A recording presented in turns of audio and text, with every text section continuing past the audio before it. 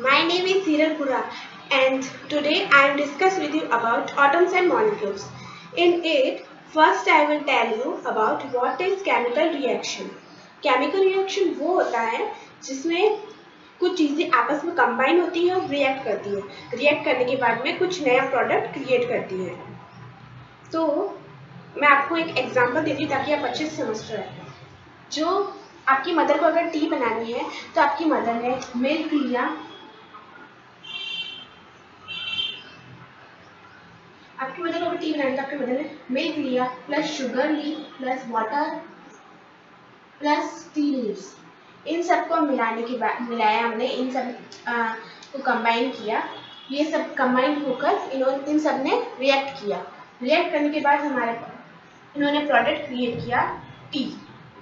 और जो things react करते हैं, जिन थिंग को जो रिएक्ट करके कोई नया प्रोडक्ट बनाती है, उन सबको कहते हैं रिएक्टेंट्स। उन सबको रिएक्टेंट्स कहते हैं। और जो प्रोडक्ट बनाती है, मतलब ये जो रिएक्ट कर जो प्रोडक्ट क्रिएट करती है, तो उसको हम प्रोडक्ट कहेंगे।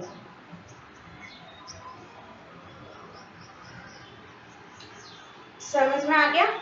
मैं आपको इससे रिलेटेड एक और एग्जांपल दे देती हूँ ताकि आप और अच्छी से समझ पाए। देखो, जैसे कि हम a plus B is equal to A B. Okay, a plus B is equal to A B. जो a प्लस बी किया यानी कि ए बी कंबाइन हुए और इन दोनों ने रिएक्ट किया। जब इन्होंने रिएक्ट किया तो इन्होंने ए बी प्रोडक्ट क्रिएट किया और उन्होंने रिएक्ट किया है तो हम उनको क्या कहेंगे? रिएक्टेंट्स। ओके, और जो इन्होंने प्रोडक्ट क्रिएट किया है उसको हम कहेंगे प्रोडक्ट। ओके, सो आप समझ चुके होंगे अच्छी तरह से। अब मैं आपको बताती हूँ चैप्टर के टॉपिक्स पे हम आते हैं। चैप्टर चालू करते हैं। फर्स्ट हम चैप्टर में पढ़ेंगे law of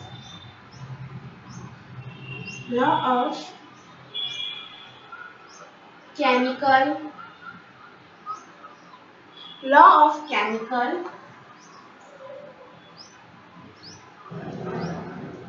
combination. Law of chemical combination, इसके बारे में पढ़ेंगे। अब जैसे कि लॉ ऑफ केमिकल कॉम्बिनेशन जो है, ये एक लॉ है जो दो साइंटिस्ट ने एस्टेब्लिश किया है। उन दोनों साइंटिस्ट का नाम है लवोसियर एंड जोसेफ। ओके, तो लॉ ऑफ केमिकल कॉम्बिनेशन के भी दो पार्ट्स होते हैं। फर्स्ट पार्ट होता है, बताती हूँ। फर्स्ट पार्ट होता है लॉ ऑफ कंजर्वेशन ऑफ मास। ये फर्स्ट पार्ट है। और सेकेंड है हमारा लॉ ऑफ कांस्टेंट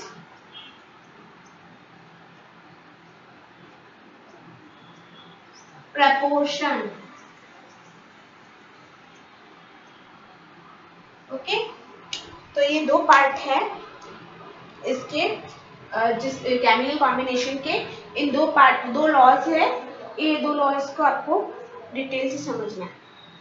मैं आपको ये दोनों लॉज समझा देती हूँ। जो हमारी फर्स्ट लॉ है वो हम पहले पढ़ लेंगे।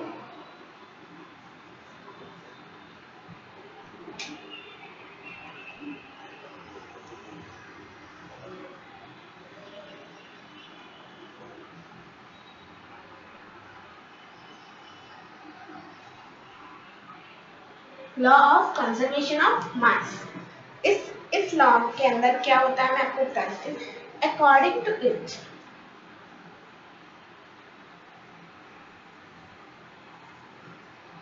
अकॉर्डिंग टू इट, ध्यान रखना आपको पहले पता अकॉर्डिंग टू इट, इसके अकॉर्डिंग बता देती हूँ। Wait for just a minute.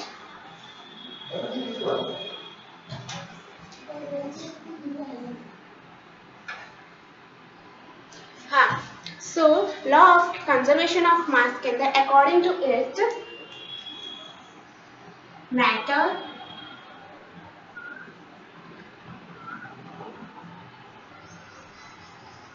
cannot be matter wait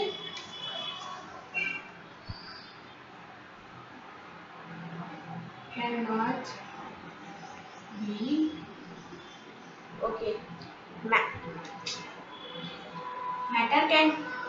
matter cannot be created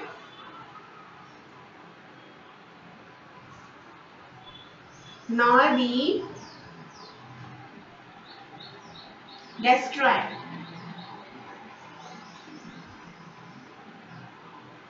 Okay, in a chemical reaction.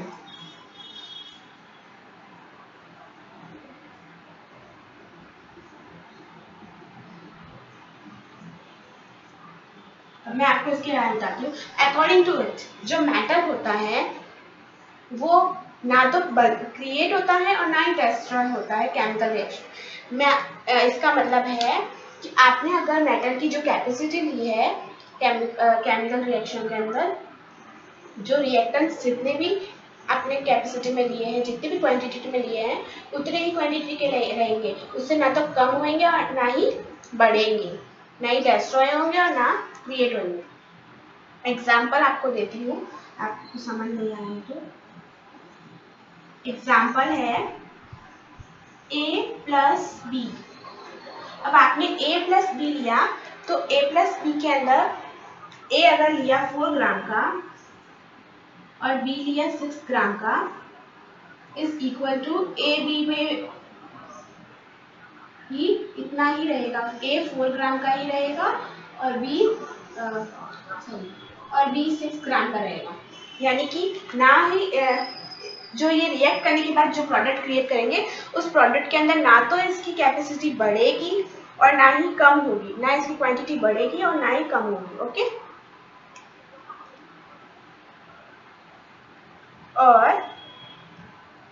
और इसके बाद में एक और चीज बताती हूँ, इसके अंदर ही है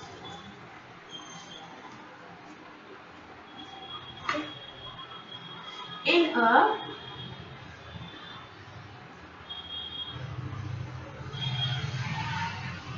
a chemical reaction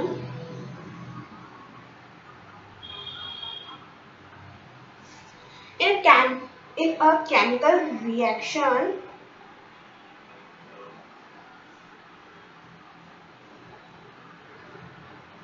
total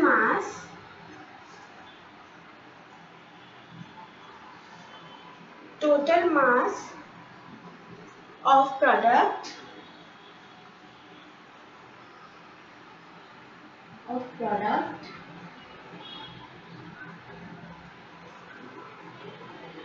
is equal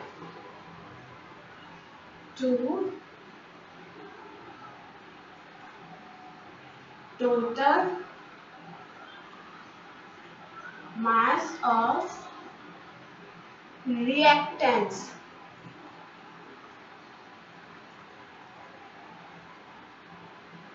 ठीक है, जो केमिकल रिएक्शन के अंदर, अब बताती हूँ आपको, केमिकल रिएक्शन के अंदर जो प्रोडक्ट का जो टोटल मास होता है, यानी कि जो मैं बताया था जो प्रोडक्ट होता है, जो प्रोडक्ट और रिएक्टेंट्स तो आपको पता है, प्रोडक्ट और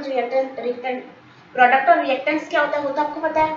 अब मैं आपको बताती हूँ जो प्रोडक्ट और रिएक्टेंट्स होते हैं, जो केमिकल रिएक्शन के अंदर जो मास होता है, यानी कि आपने जो उसका लिया था, जो उसका टोटल मास होता है वो इक्वल होता है रिएक्टेंट्स के मास के लिए। मास जैसे कि एग्जांपल दे देती हूँ,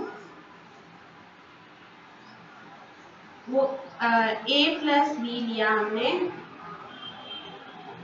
ए आपको मैंने जैसे बताया था, A 4 ग्राम का और B 6 ग्राम का is equal to A B आ गया।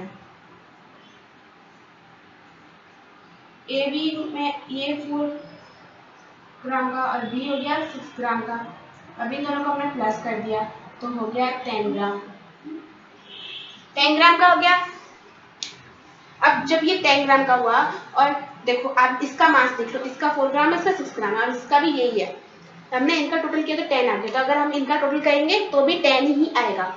इसलिए जो रिएक्टेंट्स का जो मास होता है वो प्रोडक्ट के मास के इक्वल होता है। ओके, और एक एग्जांपल देती हूँ जो इम्पोर्टेंट है।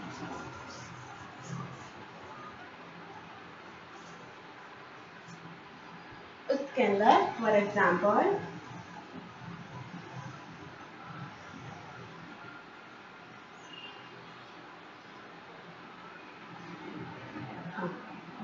अब क्वेश्चन ये है कि 2H2 प्लस O2 के जो क्रिएट किया है इसने वो है 2H2O, और इसका मतलब तो आपको पता ही होगा, वाटर होता है। सो अब आपको इसको बताना है कि इसका जो मास है यानी कि कंजर्वेशन ऑफ मास है वो कितना है, इसका सबका टोटल। तो वो कैसे निकालना है वो बता दो। देखो फर्स्ट आपको ये बताना चाहिए कि जो एटॉमिक मास होता है वो हाइड्रोजन का ऑक्सीजन का जो मॉलिक्यूल्स होते हैं उसका कितना है। तो हाइड्रोजन का एटॉमिक मास होता है, देखो एटॉमिक मास जो हाइड्रोजन का होता है वो होता है 1 और ऑक्सीजन का होता है 16। ओके, तो ये ध्यान में रखकर हमको इसको सॉल्व करना है। कैसे, ये हो गया हमारे रिएक्टेंट्स और ये हो गया प्रोडक्ट। समझ में आया, ये हो गया रिएक्टेंट्स और ये हो गया प्रोडक्ट। और इसके अंदर अब देखो 2 और 2 ये हो गए हाइड्रोजन के लिए हम यूज कर रहे हैं। आप थोड़ी देर के लिए इसको अलग रख दो, ये आंसर अलग हो गया। हम पहले इसको सॉल्व करेंगे तो इसका भी आ ही जाएगा मास। आपको भी बताया था कि जो प्रोडक्ट का और रिएक्टेंट्स का और प्रोडक्ट का जो वो मास होता है वो इक्वल होता है।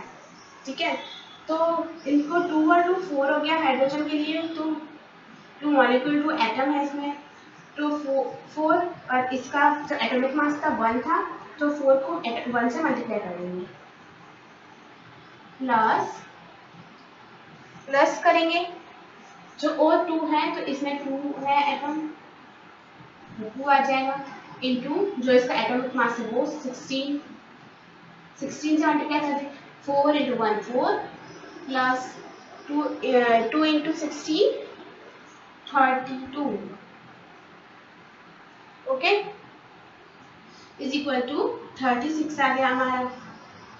जब 36 आ गया तो 36 को हम ग्राम में आ गया ये, तो ये जो एटॉमिक जो मास आया है वो इसका भी मास यही होगा क्योंकि रिएक्टेंट्स का मास और प्रोडक्ट का मास इक्वल होता है। ओके, तो हमने 36 ग्राम लिया, समझ में आ गया। इसको ऐसे सॉल्व करते हैं।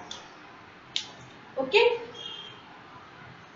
बस ये ध्यान रखने की चीज है, सबके एटॉमिक मास पता होने चाहिए हमको। ओके, ये हो गया हमारा कंप्लीट। अब हमारा नेक्स्ट लॉ पढ़ेंगे हम।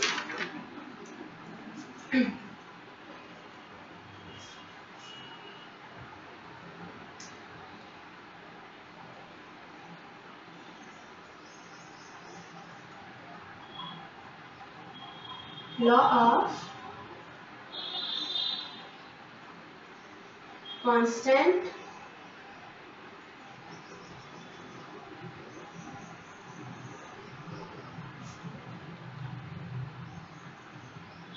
Proportion. Law of constant proportion. हम अब लॉ ऑफ कांस्टेंट प्रोपोर्शन के बारे में पढ़ेंगे।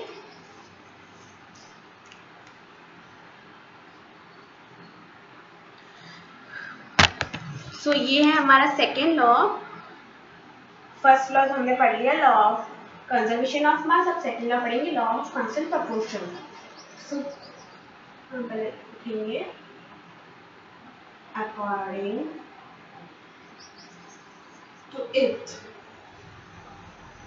according to it,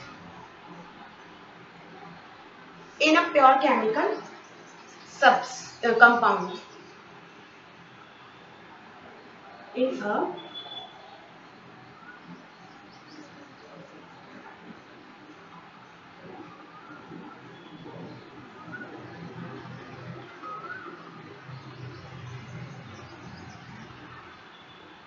pure chemical compound, same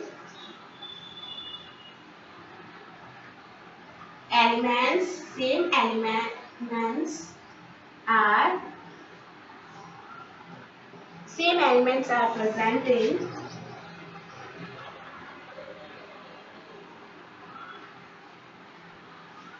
definite proportion.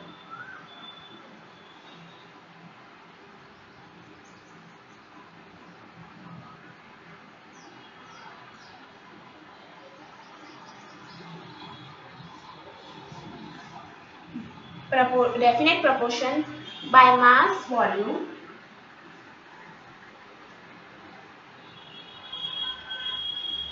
by mass and volume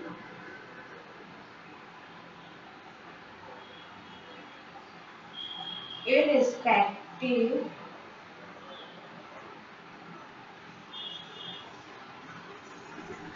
of method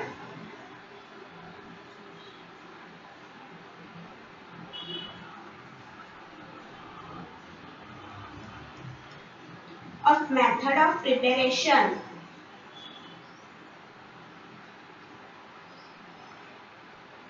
okay, अब इसके बारे में बता देते हैं। In a chemical compound, same elements are present in definite proportion by mass and volume irrespective of the method of preparation.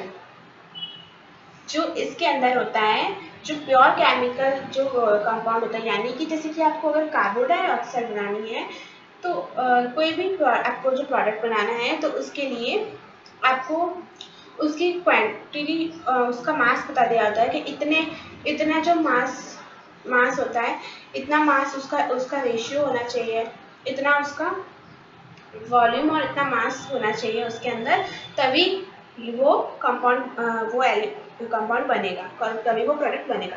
जैसे कि अगर आप कार्बन डाइऑक्साइड बनाना है तो आपको बता रखा होता है कि कार्बन इतना चाहिए और ऑक्सीजन इतना चाहिए। अगर उतने से ज़्यादा या कम हो जाएगा तो वो कार्बन डाइऑक्साइड नहीं बनेगी। जैसे कि एग्जाम्पल आपको दे देते हैं।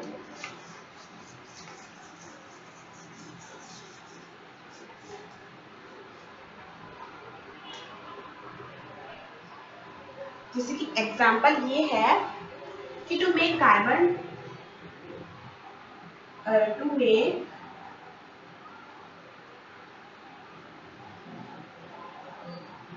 डाइऑक्साइड,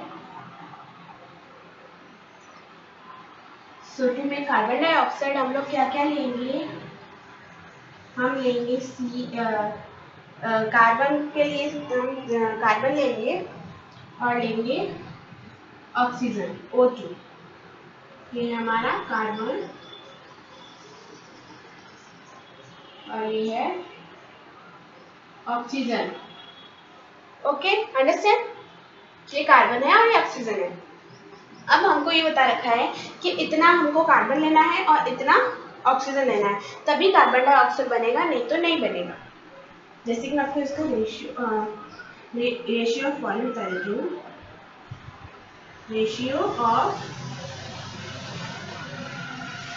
वॉल्यूम वेट, इसका जो फर्स्ट आपको करते हैं। हाँ, सो इसका जो रेशियो ऑफ वॉल्यूम है, रेशियो ऑफ वॉल्यूम, जो रेशियो ऑफ वॉल्यूम है इसका,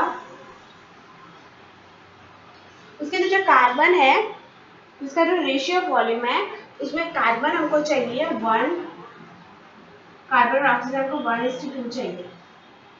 ओके, कार्बन का जो रेशियो ऑफ वॉल्यूम है वो 1 है और ऑक्सीजन का 2 है। सो अब हम इसको बताती हूँ मैं। अब जब भी आपको पूछे एटॉमिक मास, तो कार्बन का एटॉमिक मास होता है 12 और ऑक्सीजन का 16। ठीक है, यहाँ लिख लेते हैं ताकि आपको हेल्प हो। कार्बन का होता है 12 और ऑक्सीजन का होता है 16। ओके, अब वो क्लियर नहीं दिख रहा होगा। अब मैं आपको सॉल्व करना है, तो मैं ये वाला इरेज कर देती हूँ। इधर लिख लेती हूँ। कार्बन का जो एटॉमिक मास है वो 12 है, ऑक्सीजन का है 16। ओके, अब इसके अंदर अब पूछा है ये कार्बन और ये ऑक्सीजन। ओके, अब इसमें हम लिख लेंगे 12:32। 32 किस लिए लिखेंगे? आपको पहले वाले क्वेश्चन में मैंने सॉल्व करके दिखाया था, जो 2 और 2 4 किया था और ऑक्सीजन के 2 को उससे मल्टीप्लाई किया था, तो इसमें वही करेंगे। कार्बन में कोई मॉलिक्यूल या एटम नहीं किया हुआ, तो हम इसमें डायरेक्ट 12 लिख लेंगे और फिर रेशियो बना देंगे। अब O2 ऑक्सीजन में मॉलिक्यूल दिया है, इधर पे 2 लिखा है ऑक्सीजन में, तो 2 को 16 से मल्टीप्लाई करेंगे तो आ जाएगा 32।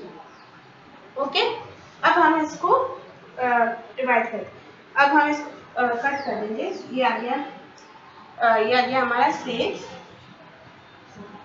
ये आ गया हमारा 6 और ये आ गया 16, और फिर ये भी कट हो जाएगा, ये आ जाएगा 3 और ये आ जाएगा 8, तो हो गया 3:8। 3:8 है हमारा मास। कार्बन डाइऑक्साइड बनाने का 3:8 हमको चाहिए। ओके, 3:8 हमको चाहिए। तो अब आप देख लीजिए, इधर भी CO C plus O2 is equal to CO2 हमारे पास कार्बन डाइऑक्साइड आ गया। तो अब फिर ये दोनों हो गए हमारे रिएक्टेंट्स, ये हमारे हो गए रिएक्टेंट्स, और ये हो गया प्रोडक्ट। क्या हो गया? Product. Okay, so law of constant proportion ये होता है कि किसी चीज को बनाने के लिए किसी जो केमिकल जो प्योर केमिकल कंपाउंड होता है, उसमें जो सेम एलिमेंट्स होते हैं वो प्रेजेंट होते हैं अलग अलग प्रोपोर्शन और मास और वॉल्यूम में। जो प्रिपरेशन का मेथड होता है।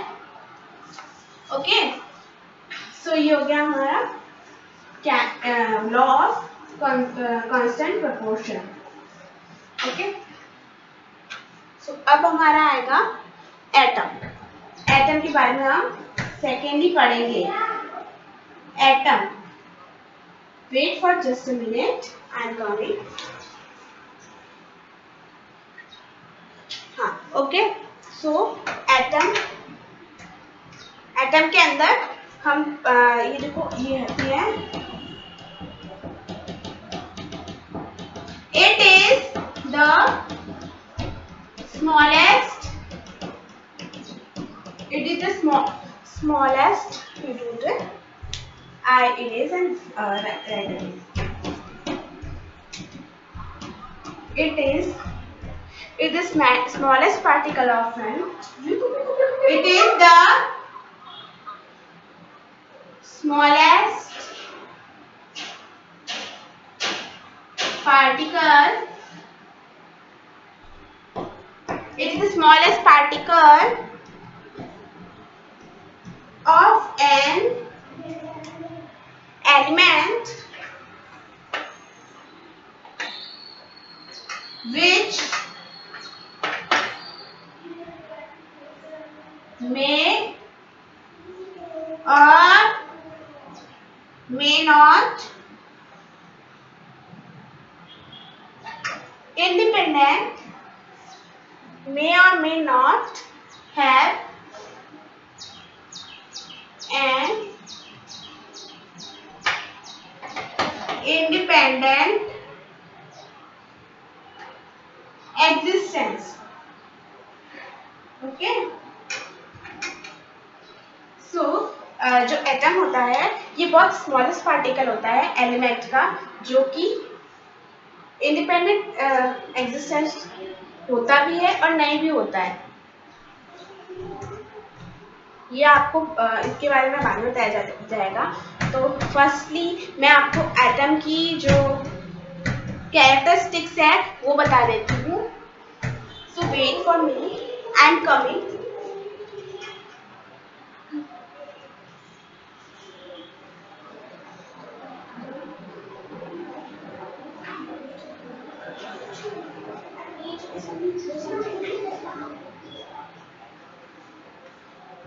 ओके अब कैरेक्टरिस्टिक्स बता देती हूँ मैं आपको एटम की। एटम की हो गई कैरेक्टरिस्टिक। ओके फर्स्ट कैरेक्टरिस्टिक है इसकी कि they are very small in size.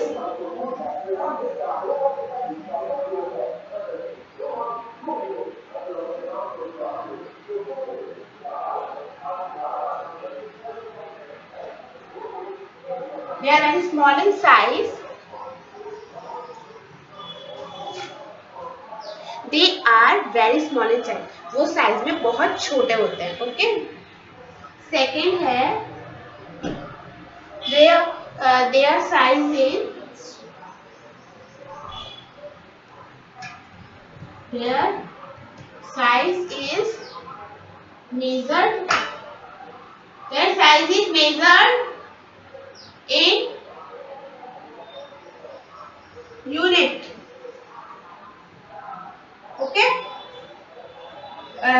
किस यूनिट में मापी, इनकी जो साइज होती है वो मेजर की जाती है किसी यूनिट में। जैसे मीटर मिलीलीटर होता है ना, वैसे इसकी साइज भी किसी यूनिट में मेजर की जाती है। उस यूनिट को कहते हैं नैनोमीटर, जो बहुत छोटे पार्टिकल्स को मेजर करने में काम आती है। नैनोमीटर। सो इसको कहेंगे हम, सॉरी इसको हम लोग कहेंगे नैनोमीटर। ओके और जैसे मैं आपको ये बता देती हूँ कि 1 नैनोमीटर में इधर लिख लेती हूँ, इधर नहीं आएगा। 1 नैनोमीटर में 10⁻⁹ नैनोमीटर होते हैं। ओके और इसका थर्ड जो होता है, जो मेरा मतलब है इसका जो थर्ड कैरेक्टरिस्टिक है वो है हाइड्रोजन एटम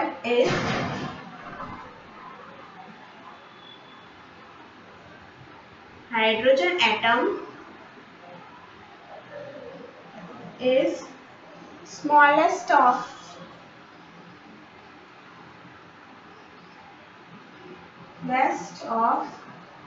all। जो हाइड्रोजन का जो एटम होता है, ना वो सबसे स्मॉलेस्ट एटम होता है। ओके जो हाइड्रोजन का एटम होता है सबसे स्मॉलेस्ट एटम वो ही होता है। अब ना आपको लास्ट कैरेक्टरिस्टिक बता देती हूँ।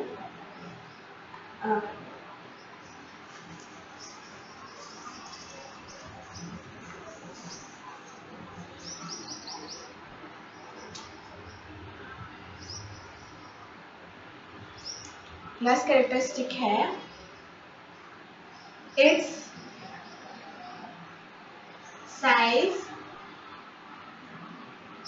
is only in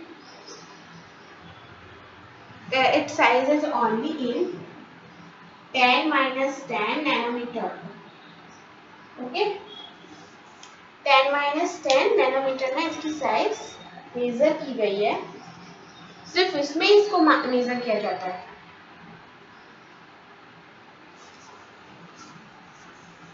ओके ये हो गए एटम्स की कैरेक्टरिस्टिक्स बता दी मैंने आपको। अब मैं आपको बताती हूँ एटम्स सिंबल्स में रिप्रेजेंट किए जाते हैं। Atoms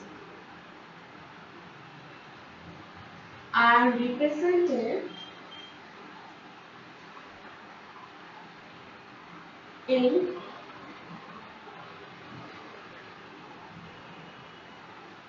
symbols. ठीक है, एटम्स अपने सिंबल्स में रिप्रेजेंट किए जाते हैं, जो कि बर्जेलिस ने बनाए गए, बर्जेलिस के द्वारा बनाए गए हैं। जैसे कि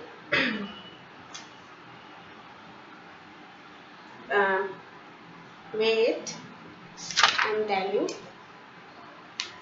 जैसे जो ब्रेजिलिस ने बनाए हैं ये एटम्स के नाम होते हैं। ओके फर्स्ट है, एग्जांपल दे देती हूँ मैं आपको। फर्स्ट है फर्स्ट हम लेते हैं लिथियम।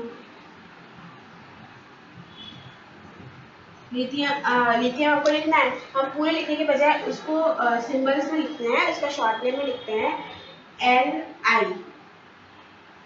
ओके हाइड्रोजन में लिखते हैं,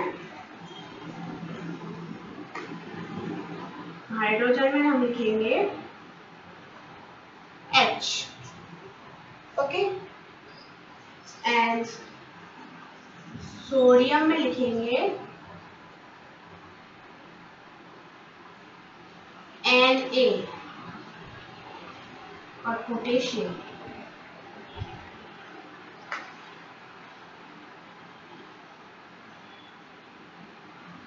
में लिखेंगे K। ठीक है, अब आपको ये तो समझ में आ गया होगा इनके बारे में, लेकिन आप एक चीज में अभी भी कंफ्यूज होंगे, मतलब जो कि देखो अब मैं आपको बताती हूँ इनके नेम्स के बारे में। मेरा मतलब इसके बारे में कि इनके आगे ये लेटर्स क्यों लगे, और इसमें तो आपको तो भी समझ में आ गया होगा कि लिथियम और हाइड्रोजन में इसके फर्स्ट लेटर्स को ले लिया है, और सोडियम में सोडियम और पोटेशियम में आप कंफ्यूज हो गए होंगे कि सोडियम में Na क्यों लिया है और K क्यों लिया हुआ है। तो इसके बारे में अब बताते हैं आपको।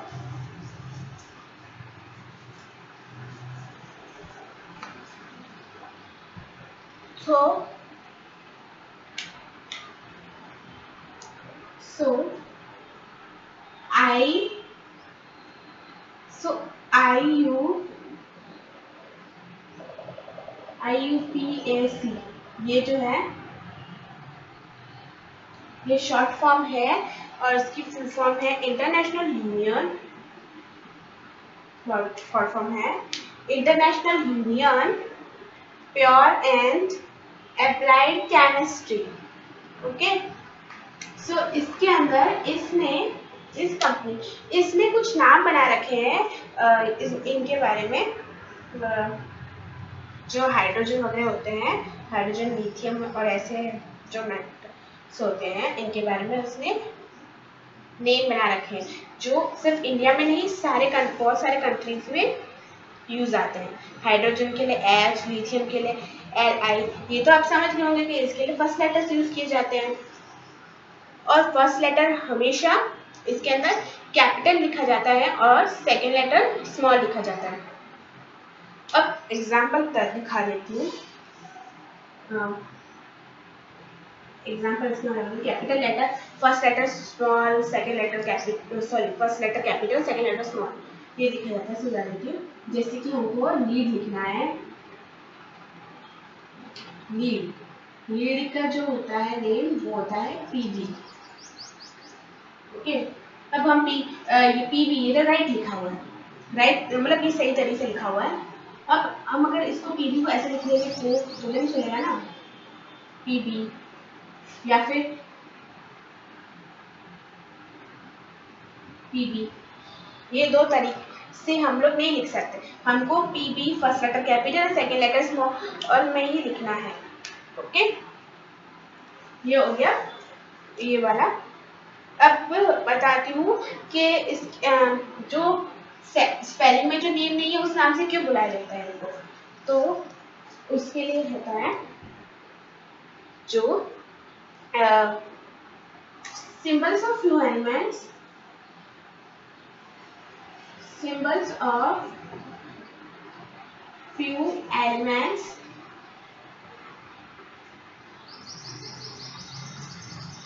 called by their Latin names.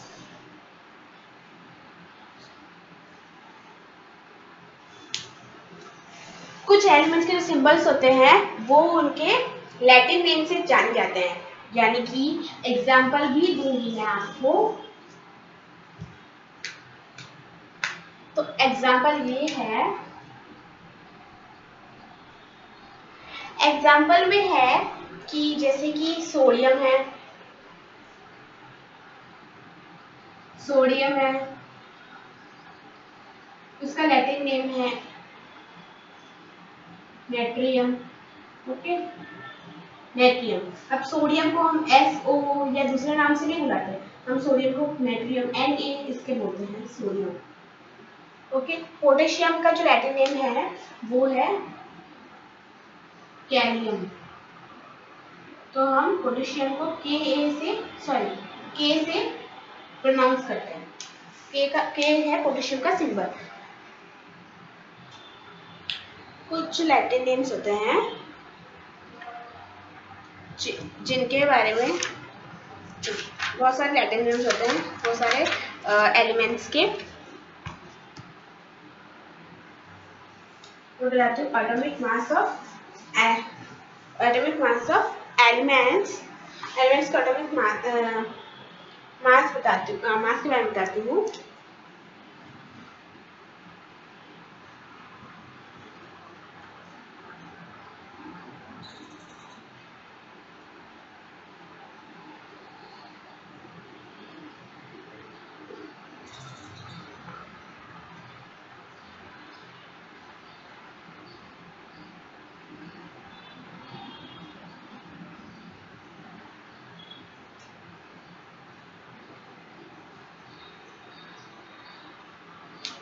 Okay, atomic mass of elements.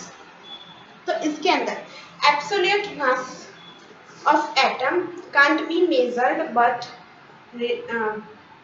but relative atomic mass can be known,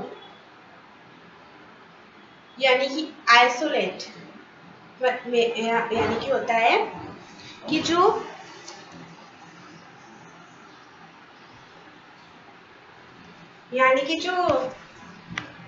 atom होते हैं, जो स्मॉलर होते हैं,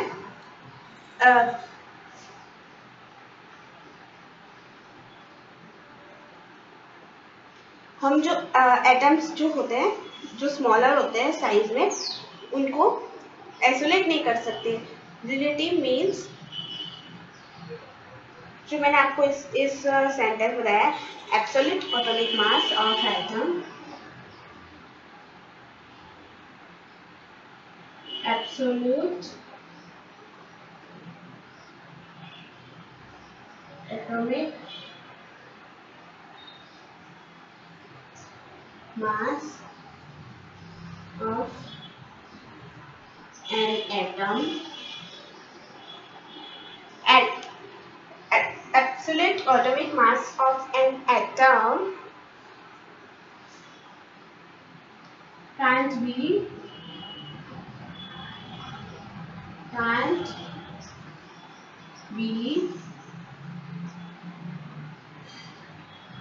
measured, can't be measured, but relative atomic mass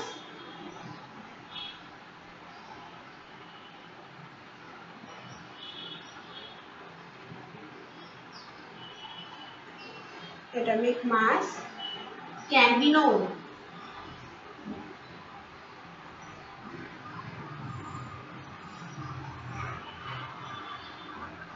Okay.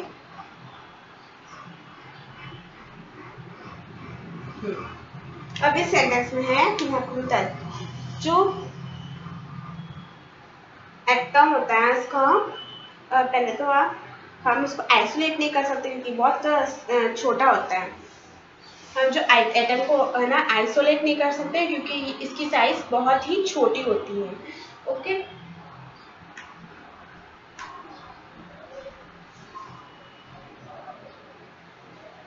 और रिलेटिव एटॉमिक मास का मतलब होता है कि जो फिक्स जो एटॉमिक मास होता है जिसको हम चूज करते हैं दूसरे चीजों के साथ में कंपेयर करने के लिए। ओके। अब है रिलेटिव जो एटॉमिक मास है एटम के एलिमेंट्स का as compound to atom. Okay. So ये होता है हमारा एब्सोल्यूट ऑफ एलिमेंट्स। तो इसमें आपको ये बता देती हूँ, इसके बारे में और भी बता देती हूँ आपको ताकि आपको सिंपल रहेगा। हीलियम का जो एटॉमिक मास होता है वो कार्बन के 1/12 एटम से 4 टाइम्स हैवियर होता है। जो कार्बन का जो 1/12 एटम होता है of carbon,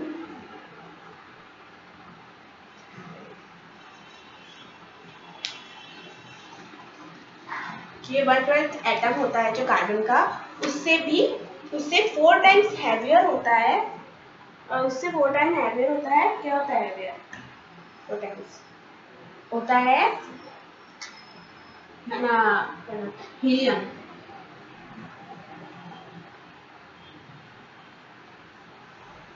helium. Okay. Helium का atomic mass clear.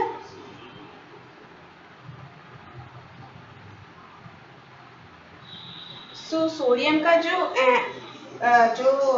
Atomic mass हो गया वो हो गया 23 times heavier than half of carbon atom. जो ये आपको बता दिया। अब जो सोडियम का होता है, जो सोडियम के लिए मैं इसकी सिंबल लिख देती हूँ। तो सोडियम का जो होता है वो 23 टाइम्स हैवियर होता है कार्बन के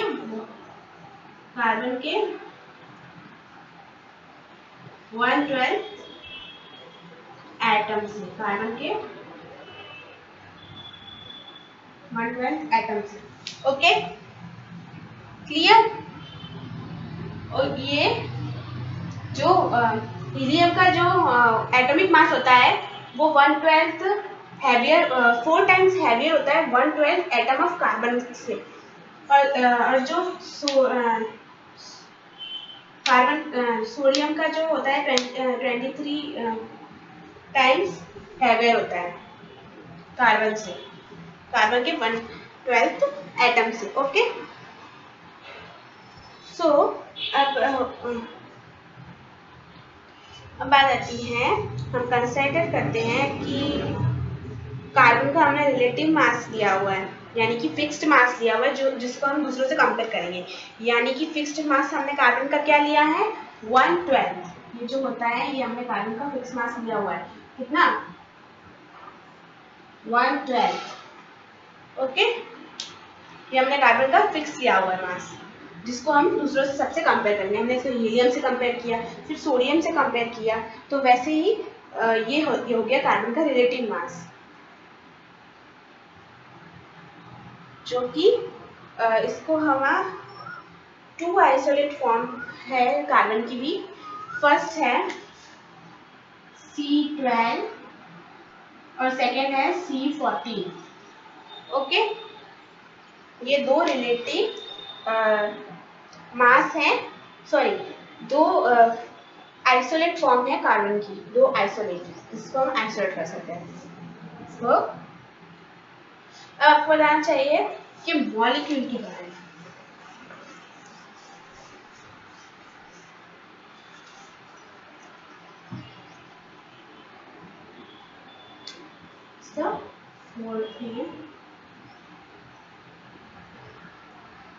मॉलिक्यूल्स, ओके,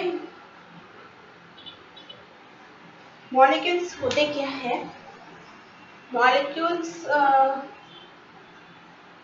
कुछ ज्वाइन किए हुए होते हैं, कुछ पार्टिकल होते हैं कंपाउंड में जो कि इंडिपेंडेंटली एग्जिस्ट होते हैं।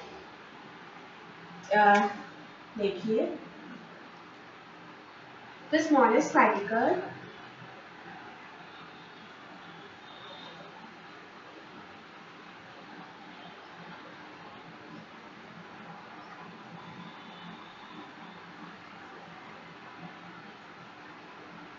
the smallest particle of a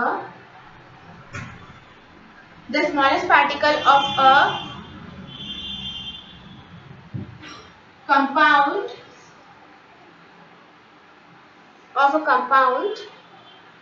which is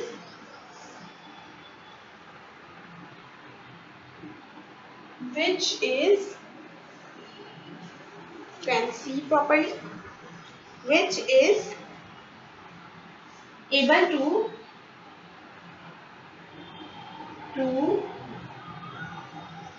exist independently, which is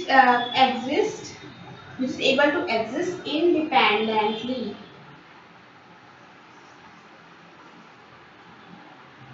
okay, हो गया। जो जो मॉलिक्यूल होता है, स्मॉलेस्ट पार्टिकल होता है कंपाउंड का, जो कि इंडिपेंडेंटली एग्जिस्ट हो सकता है। ओके, सम एलिमेंट्स एग्जिस्ट करते हैं, यानी कि जो मॉलिक्यूल्स होते हैं वो आपस में जुड़े हुए होते हैं, यानी कि कभी 3 मॉलिक्यूल जुड़े हुए होते हैं, कभी 4 मॉलिक्यूल जुड़े हुए होते हैं और कभी 5 मॉलिक्यूल्स जुड़े हुए होते हैं। तो इसके बारे में करेंगे, तो हम लोग कहेंगे, हम लोग डायटोमिक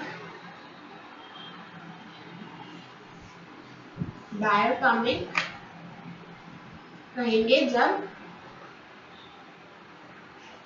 दो मॉलिक्यूल्स जुड़े हुए हो।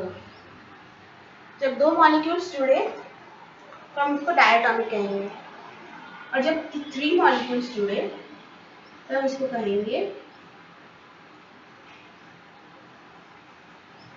ट्रिएटोमिक। ट्रिएटोमिक कब कहेंगे हम? जब 3 मॉलिक्यूल्स जुड़े, ओके, तब कहेंगे। जैसे कि 2 मॉलिक्यूल्स यानी ऑक्सीजन को ही हम ले लें, तो ऑक्सीजन को हम O2 ले लेंगे जब डायटोमिक कहेंगे, और ट्राइटोमिक में ऑक्सीजन को O3 हो जाएगा। ये दो टाइप्स में आ गए। जब एटम जब मिलते हैं तब उसको मॉलिक्यूल कहते हैं, यानी कि जो एक एटम होगा उसको मॉलिक्यूल नहीं कहेंगे। जब 2 या 3 एटम्स जब मिल जाते हैं, कंबाइन करने की कोशिश करते हैं, तब उसको कहेंगे मॉलिक्यूल। ओके,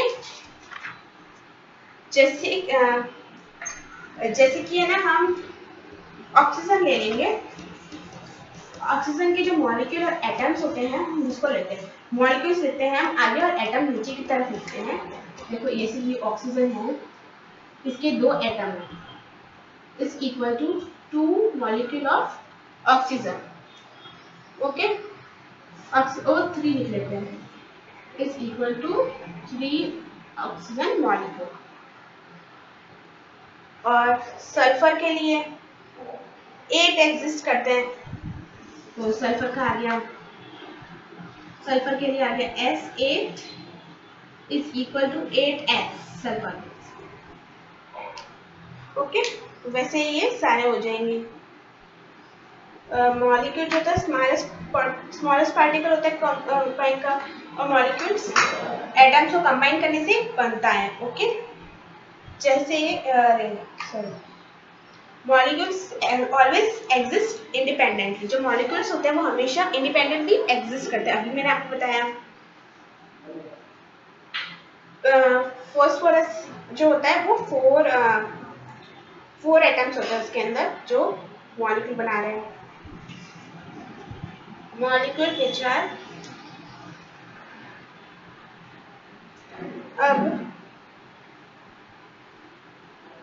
अब बताते हैं ऑटोमिसिटी के बारे में। ऑटोमिसिटी होता क्या है?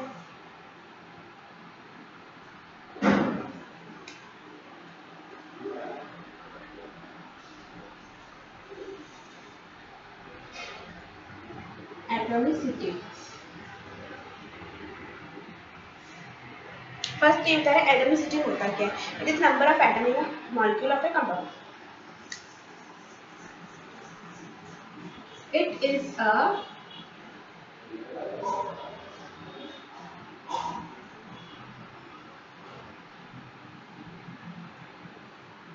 number of atom in a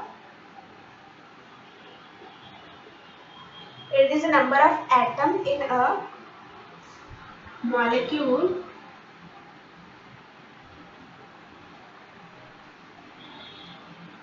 of a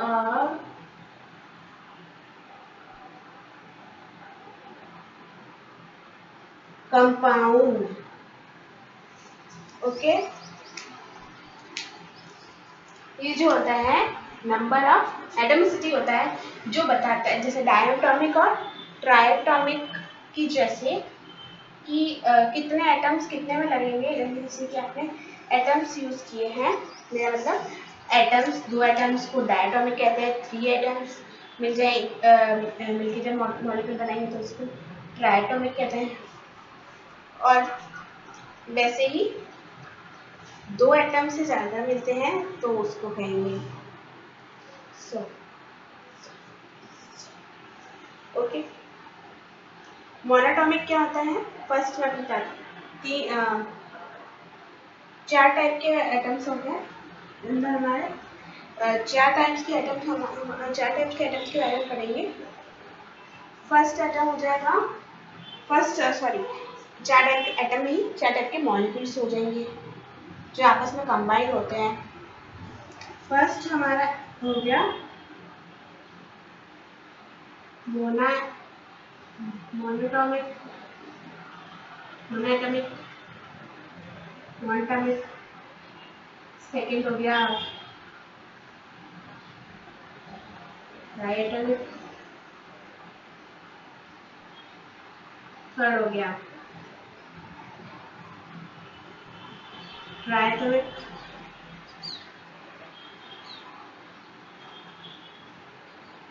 और फोर्थ हो गया पॉलीएटॉमिक। ओके,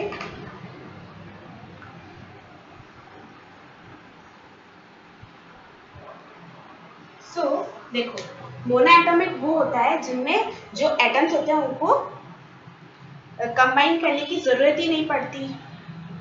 जैसे कि हीलियम है, नियॉन है, आर्गन के वैसे इनको किसी के साथ कंबाइन करने की जरूरत नहीं पड़ती है।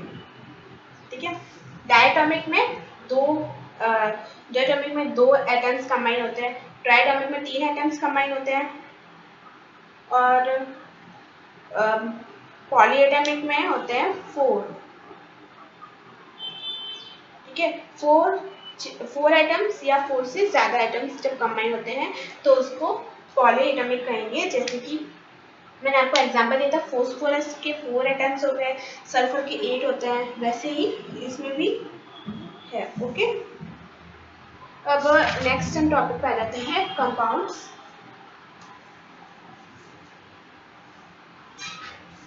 कंपाउंड्स पे आ जा। कंपाउंड्स में होता क्या है बस तू कर।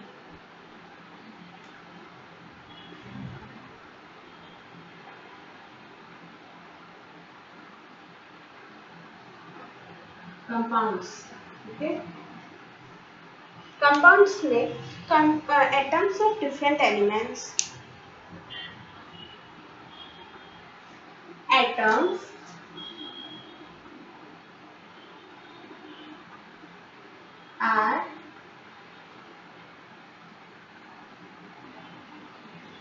different, atoms are different elements.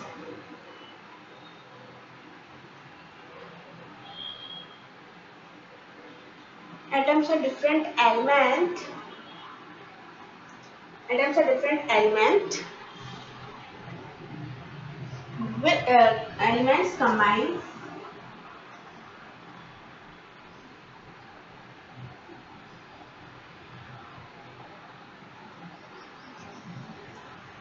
okay. Atoms are different elements combined together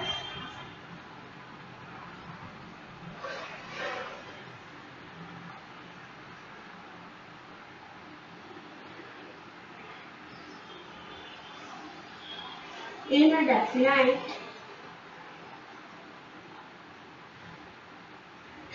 a definite proportion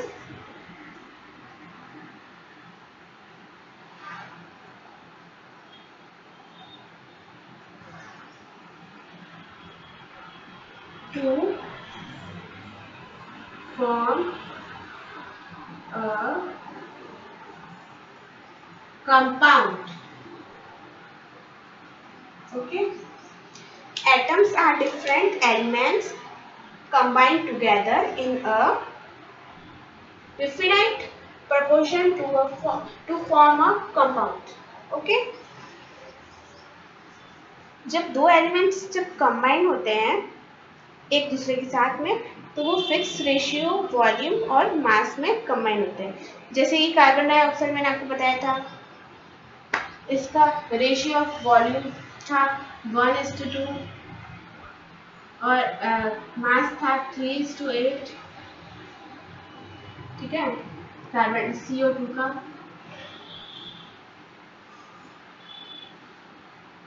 ratio of volume है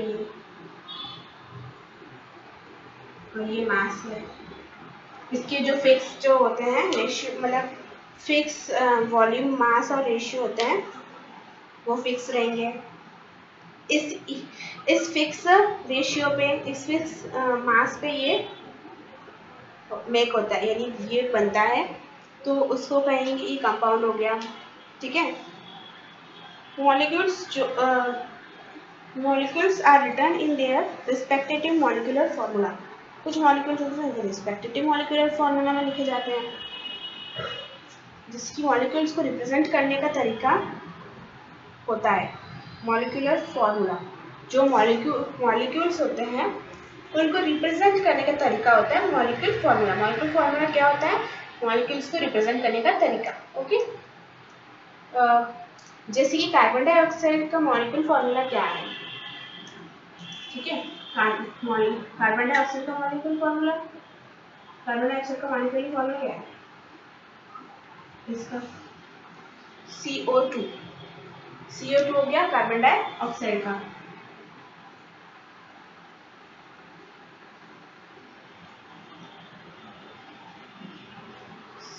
ओके, ये हो गया इसका मॉलिक्यूलर फॉर्मूला। तो इसके मॉलिक्यूलर फॉर्मूला में ओके ये कार्बन डाइऑक्साइड का मॉलिक्यूलर फॉर्मूला और कार्बनिक एसिड का हो गया H2SO4। और फिर हम बोलते हैं कि सल्फर एसिड का ये सल्फर एसिड का मॉलिक्यूलर फॉर्मूला है और उसका और कार्बन एसिड का होगा CO4, ओके, सॉरी CO3 आ जाएगा। ये CO के दो ही होते हैं, कार्बन डाइऑक्साइड के 3 होते हैं। और हाइड्रोजन क्लोराइड का हो गया HCl, ओके। ये हो गए कुछ केमिकल फॉर्मूले, सॉरी केमिकल नहीं, मॉलिक्यूलर फॉर्मूला। अब बताते हैं एटम्स एंड आयन क्या होता है। बताया जाता है एटम्स एंड आयन क्या होता है।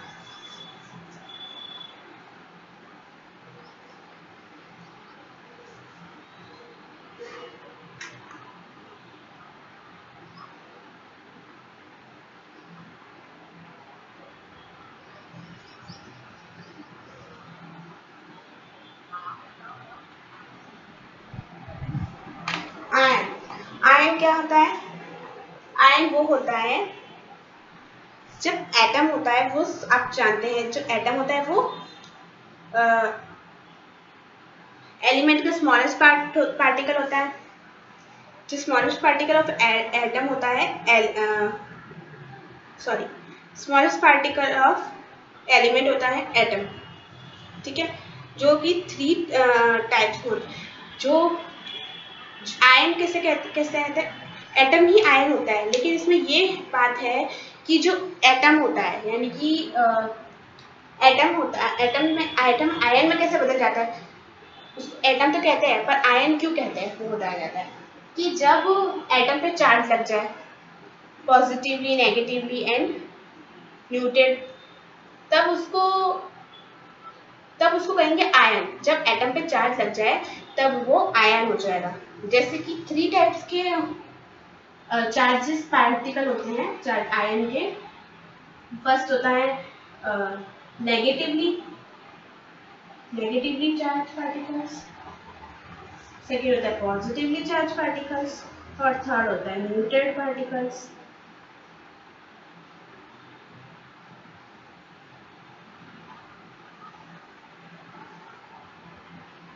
ये 3 पार्टिकल्स होते हैं, ठीक है। ये 3 पार्टिकल्स होते हैं आयन एटम में। जो आ जाए एटम पे तो एटम नहीं रहेगा, आयन बन जाएगा। सो जो इस पॉजिटिवली नेगेटिवली चार्ज पार्टिकल्स को हम लोग न्यूट्रॉन्स भी कहेंगे,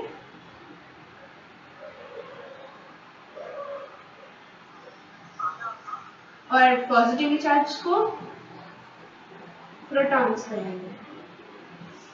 न्यूट्रल ये तो फुल नेम है ही ऑलरेडी।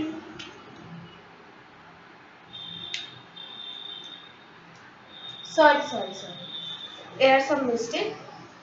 नेगेटिवली चार्ज पार्टिकल्स को हम लोग न्यूट्रल नहीं कहते, हम लोग कहते हैं इलेक्ट्रॉन, ओके। उनको हम लोग कहते हैं इलेक्ट्रॉन्स। और न्यूट्रल पार्टिकल्स को हम लोग कहेंगे न्यूट्रॉन्स। अंडरस्टैंड? इनको हम लोग न्यूट्रॉन्स कहेंगे। अब ये एक एटम बनाते हैं, लेकिन जब लग जाते हैं एटम पे, जब ये चार्जेस आ जाते हैं, तब उसको एटम नहीं आयन कहेंगे, ओके। जब एटम पे चार्ज लग जाए तो वो आयन हो जाएगा। पर एटम, लेकिन जब अगर हमको पहचाना है कि एटम है या आयन है, तो जब अगर एटम पे चार्ज लगा हुआ हो तो वो आयन होगा, और अगर कोई चार्ज ना हो तो एटम होगा। और ये ध्यान रखना, एटम पे कोई चार्ज नहीं होता, आयन हो जाता है वो अगर चार्ज लग जाए। अगर एटम के पार्टिकल्स या अगर एटम पे पॉजिटिव या नेगेटिव चार्ज लग जाए, पता लगाना कि कौन सा चार्ज है ये, मेरा मतलब कौन से मतलब पता लगाना हो कि ये वाला कौन सा चार्ज है, कौन सा पार्टिकल है, चार्ज कौन सा चार्ज का पार्टिकल है। तो जो चार्ज ज़्यादा लगे, यानी कि जो पॉजिटिव अगर ज़्यादा लगे तो पॉजिटिवली चार्ज पार्टिकल्स है, और नेगेटिवली लगे तो नेगेटिवली चार्ज पार्टिकल्स है, और न्यूट्रल हो तो न्यूट्रल पार्टिकल।